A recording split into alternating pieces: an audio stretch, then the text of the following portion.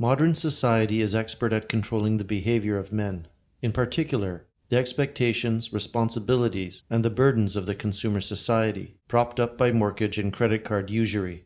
For many, leaving education is merely the beginning of a succession of gambits in paying the bills each month. No grander purpose or vision lies beyond this bottom line. Some will say that this has always been the case, and in some ways they are correct. However, the last 5 decades have witnessed the full-spectrum politicization of the cultural environment, and this is unique. Being socially and politically compliant became a more vital part of life than ever before in Western history. In the past, there always existed the frontier, or beyond. There was thus always a place to go for the man with a cause, or the noble outlaw. The Icelandic sagas, which exalted this type of man, are replete with such characters, those who sought out new continents. But the globalized world of the 21st century offers no way out. Nowhere is it free from the airport, the convenience store, the security cameras, the informant, or the state. The world, as they say, is getting smaller and tighter.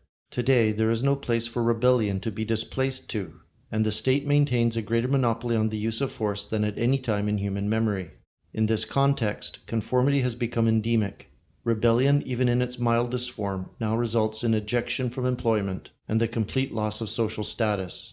Presently, a man's ability to conform and remain silent is the fulcrum upon which his entire personal fate rests, and because of this, the vast majority of men remain silent and inert when it comes to anything meaningful. Never before has European man been more compliant to the wishes of his overseers, and even his peers. Life expectancy has increased, but life is no longer being lived. Years slip by with no special achievements. The hairs turn gray and the waistline expands. Despondency sets in.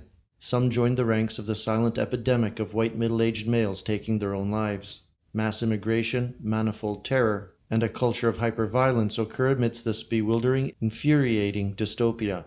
And all of this will occur to one as they watch the phone-recorded images of one Darren Osborne, a 47-year-old man from Cardiff and father of 4, prior to being bundled into the back of a paddy wagon last June. He had driven a van into a mosque in North London, killing a man. In one clip he staggers out of the truck shouting, kill me," to the Muslims surrounding him. Half drunk, he appears possessed of both physical and mental anguish, and although his actions were partly an act of revenge in the wake of so many Muslim atrocities committed that year, they were foremost an act of rebellion, a rebellion against the state-enforced notion that revenge cannot even be contemplated. A rebellion against inertia and the silent suffering of inaction itself.